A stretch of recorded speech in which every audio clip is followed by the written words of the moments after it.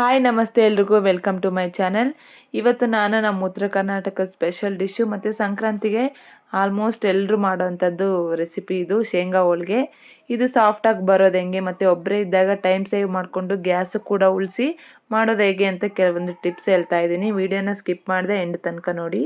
ಹೋಳಿಗೆ ಅಂದಮೇಲೆ ಫಸ್ಟ್ ಕಣಕ ಬೇಕು. ಕಣಕಕ್ಕೆ ನಾನು ಮೈದಾ ಹಿಟ್ಟು, ಒಂದು ಚಿಟಿಕೆ ಉಪ್ಪು, 1 ಟೇಬಲ್ ಸ್ಪೂನ್ ಎಣ್ಣೆ ಹಾಕಿ ಚಪಾತಿ ಹಿಟ್ಟಿನ ಅದಕ್ಕೆ ನೆನೆಸಿಟ್ಕೊತಾ ಇದ್ದೀನಿ. ಅದಕ್ಕಿಂತ ಇನ್ನು ಸ್ವಲ್ಪ ಮೆತ್ತಗಿದ್ರೆ ನಡೆಯುತ್ತೆ, ಆದರೆ ಪೂರ್ತಿ ಒಬ್ಬಟ್ಟಿಗೆ ಇಡೋ ಥರ ಇಟ್ಟು ಜಾಸ್ತಿ ದಿನ ಸ್ಟಾಕ್ ಇಡೋಕ್ಕಾಗಲ್ಲ, ಸ್ವಲ್ಪ ಗಟ್ಟಿಯಾಗೆ ಇಟ್ಕೋಬೇಕು.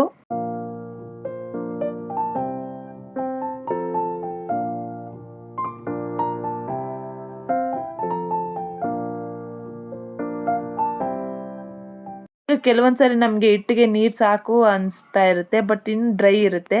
ಆ ಟೈಮಲ್ಲಿ ನಾವು ನೀರು ಹಾಕೋ ಬದಲು ಎಣ್ಣೆ ಹಾಕಿ ನೆನೆಸಿಡೋದ್ರಿಂದ ಹಿಟ್ಟು ಬಟ್ಲಿಗೆ ಏನು ಅಂಟಲ್ಲ, ಫುಲ್ ಎಲ್ಲ ಎತ್ಕೊಂಬಂದ್ಬಿಡುತ್ತೆ. ಇನ್ನು ಲಾಸ್ಟಲ್ಲಿ ಮತ್ತೆ 1 ಸ್ಪೂನ್ ಎಣ್ಣೆ ಹಾಕ್ಬಿಟ್ಟು ನೆನೆಸೋಕೆ ಇಟ್ಟಿದ್ದೀನಿ. ತವ ಕಾಯ್ಸೋಕ್ಕಿಟ್ಟು ಅದಕ್ಕೆ ನಾನು 1 kg ಅಷ್ಟು ಶೇಂಗಾ ತೊಗೊಂಡಿದ್ದೀನಿ. ಮೆಜರ್ಮೆಂಟ್ ಏನಿಲ್ಲ, ನಮ್ಗೆ ಎಷ್ಟು ಬೇಕು ಅಷ್ಟು ತೊಗೊಂಡ್ರೆ ಸಾಕು. ಶೇಂಗಾನ ಮೀಡಿಯಮ್ ಇಲ್ಲ ಲೋ ಫ್ಲೇಮಲ್ಲೇ ಇಟ್ಕೊಂಡು ಹುರ್ಕೋಬೇಕು. ಅದು ಕ್ರಿಸ್ಪಿ ಆಗೋ ತನಕ ಹುರ್ಕೋಬೇಕು.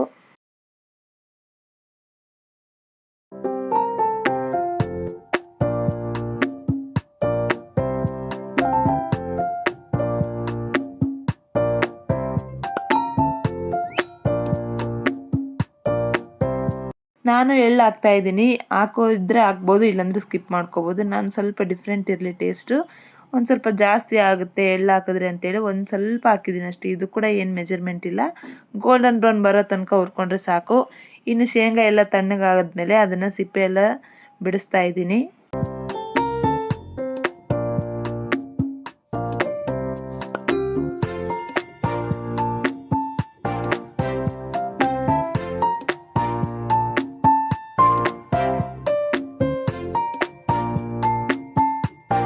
ಶೇಂಗಾ ಎಲ್ಲ ಕ್ಲೀನ್ ಆದಮೇಲೆ ಅದಕ್ಕೆ ಎಳ್ಳನ್ನು ಸೇರಿಸಿ ಚೆನ್ನಾಗಿ ಮಿಕ್ಸ್ ಮಾಡ್ಕೊತಾ ಇದ್ದೀನಿ. ಇದೆಲ್ಲ ಮಿಕ್ಸ್ ಆಗಿದ್ದಾದಮೇಲೆ ಮಿಕ್ಸರ್ಗೆ ಪುಡಿ ಮಾಡ್ಕೋಬೇಕು.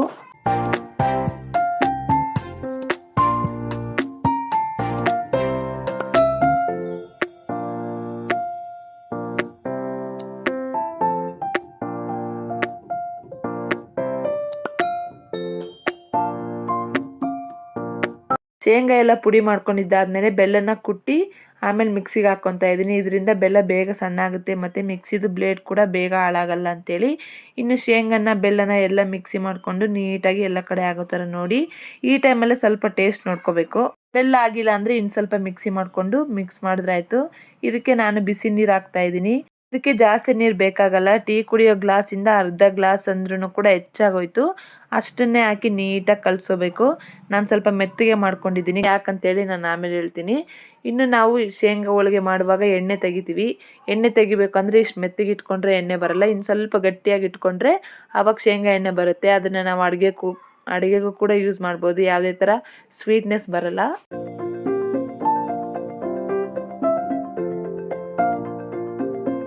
ಕೈಯಿಂದ ಕಲಿಸ್ದಂಗೆಲ್ಲ ಅದು ಆಟೋಮೆಟಿಕ್ಕಾಗಿ ಗಟ್ಟಿ ಆಗುತ್ತೆ. ಇನ್ನೂ ಗಟ್ಟಿ ಮಾಡಿದ್ರೆ ಮಾತ್ರ ಎಣ್ಣೆ ಬರೋದು. ಇಷ್ಟು ಮಾಡಿದ್ರೂ ಕೂಡ ಆಲ್ರೆಡಿ ಕೈಯೆಲ್ಲ ಶೈನಿಂಗ್ ಇದೆ ನೋಡಿ, ಎಷ್ಟೊಂದು ಎಣ್ಣೆ ಬಿಡ್ತಾ ಇದೆ ಅಂತೇಳಿ. ಕೈಯಿಂದ ಮಾಡಿದರೂ ಕೂಡ ಗಟ್ಟಿಯಾಗಿಲ್ಲ ಅಂದರೆ ಸ್ವಲ್ಪ ನೀವು ಶೇಂಗಾ ಪೌಡ್ರ್ ಮಿಕ್ಸ್ ಮಾಡ್ಕೋಬೋದು.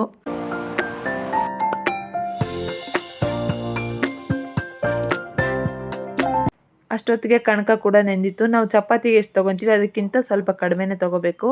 ಅದನ್ನು ನಾನೀಗ ತೋರಿಸ್ತಾ ಇದ್ದೀನಲ್ಲ, ಸ್ವಲ್ಪ ದಪ್ಪವಾಗಿಯೇ ಮಾಡ್ಕೋಬೇಕು. ಯಾಕಂದರೆ ನಾವು ಕಣಕ ಇಟ್ಟು ಮತ್ತೆ ತೀಡಿದ್ಮೇಲೆ ಕಣಕ ಎಲ್ಲ ಹೊರಗೆ ಬರೋ ಚಾನ್ಸಸ್ ಇರುತ್ತೆ, ಜಾಸ್ತಿ ತೆಳ್ಳಗೆ ಆಗಬಾರ್ದು. ಇನ್ನು ಕಣಕನ್ನ ಒಂದು ಉಂಡೆ ಮಾಡಿಕೊಂಡು ಈ ಥರ ಕವರ್ ಮಾಡಿಬಿಟ್ರೆ ಆಯಿತು. ನಾನು ಹೂರಣನ ಮೆತ್ತಗೆ ಹಾಕಿ ಇಟ್ಕೊಂಡಿದ್ದೀನಿ ಅಂತ ಆಮೇಲೆ ಹೇಳ್ತೀನಿ ಅಂದೆ. ಯಾಕಪ್ಪ ಅಂದರೆ ಈ ಮೈದಾ ಹಿಟ್ಟಿನ ಒಳಗಡೆ ನಾವು ಹೂರಣ ಇಟ್ಟು ತೀಡಿದ್ದಾದಮೇಲೆ ಮೈದಾ ಹಿಟ್ಟು ಮಾತ್ರ ಸುತ್ತಲೂ ಒಂದು ಲೇಯರ್ ಎಕ್ಸ್ಟ್ರಾ ಉಳ್ಕೊಂಬಿಡುತ್ತೆ. ಯಾಕಂದರೆ ಹೂರಣ ಎಲ್ಲ ಕಡೆ ಹೋಗಲ್ಲ ಗಟ್ಟಿಯಾಗಿದ್ದರೆ. ನಾವು ಮೆತ್ತಗೆ ಇಟ್ಕೊಂಡಾಗ ಏನಾಗುತ್ತೆ ಅಂದರೆ ಅದು ಲೇಯರ್ ಬರೋಕ್ಕೆ ಬಿಡಲ್ಲ, ಹೂರಣ ಎಲ್ಲ ಕಡೆ ಹೋಗಿ ಎಲ್ಲ ಕಡೆ ಕವರ್ ಮಾಡಿಬಿಡುತ್ತೆ. ನೋಡಿ ಬೇಕಂದರೆ ಒಂದು ಎಕ್ಸ್ಟ್ರಾ ಲೇಯರ್ ಕೂಡ ಇಲ್ಲ, ಎಲ್ಲ ಕಡೆ ಅದು ನೀಟಾಗಿ ಹೋಗಿದೆ.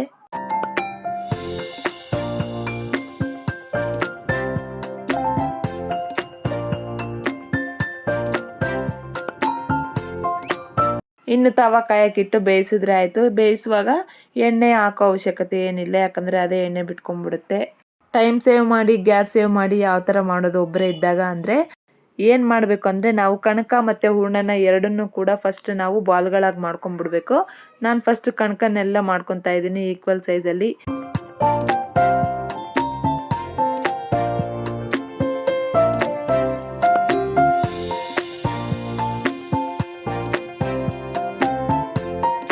ಕಣಕದಿಂದ ನಾವು ಚಿಕ್ಕ ಚಿಕ್ಕ ಎಲೆಗಳು ಮಾಡ್ಕೋಬೇಕಲ್ಲ, ಫಸ್ಟು ಚಿಕ್ಕ ಚಿಕ್ಕ ಸರ್ಕಲ್ಗಳು ಕೂಡ ಮಾಡಿಟ್ಕೊತಾ ಇದ್ದೀನಿ. ಇನ್ನು ಕಣಕನ್ ಮಾಡಿದ್ದಾದಮೇಲೆ ಹೂರ್ಣನೂ ಕೂಡ ಮಾಡ್ಕೊತಾ ಇದ್ದೀನಿ. ನಿಮಗೆ ಯಾವ ಸೈಜ್ ಬೇಕೋ ಆ ಸೈಜಲ್ಲಿ ಮಾಡಿಕೊಂಡ್ರೆ ಆಯಿತು. ಬಾಲ್ಗಳು ಎಲೆಗಳೆಲ್ಲ ಮಾಡ್ಕೊಂಡಿದ್ದಾದಮೇಲೆ ಇನ್ನು ಫಿಲ್ಲಿಂಗ್ ಪ್ರಾಸೆಸ್ಸು. ಈ ಫಿಲ್ಲಿಂಗ್ ಪ್ರಾಸೆಸ್ನ ಕೂಡ ಎಲ್ಲ ಒಟ್ಟಿಗೆ ಮಾಡಿ ಒಮ್ಮೆಲೆ ತೀಡಾಕ್ಬಿಟ್ರೆ ಟೈಮು ಸೇವ್ ಆಗುತ್ತೆ ಮತ್ತು ನಾವು ಗ್ಯಾಸ್ ಕಡೆ ಪದೇ ಪದೇ ನೋಡೋದಾಯಿತು, ಕಾನ್ಸಂಟ್ರೇಷನ್ ಡೈವರ್ಟು ಆಗಲ್ಲ, ಹೋಳಿಗೆಗಳು ಒತ್ತೋಗಲ್ಲ, ನೀಟಾಗಿ ಕೂಡ ಬರುತ್ತೆ. ಇವನ್ನೆಲ್ಲ ಒಟ್ಟಿಗೆ ಮಾಡಿಟ್ಬಿಟ್ರೆ ಆಯಿತು. ಇನ್ನು ಫಿಲ್ಲಿಂಗ್ ಎಲ್ಲ ಮಾಡಿದ್ದಾದಮೇಲೆ ಮೇಲೆ ಎಕ್ಸ್ಟ್ರಾ ಕಣಕ ಬರುತ್ತೆ, ಅದನ್ನು ನಾವು ರಿಯೂಸ್ ಮಾಡ್ಕೋಬೋದು.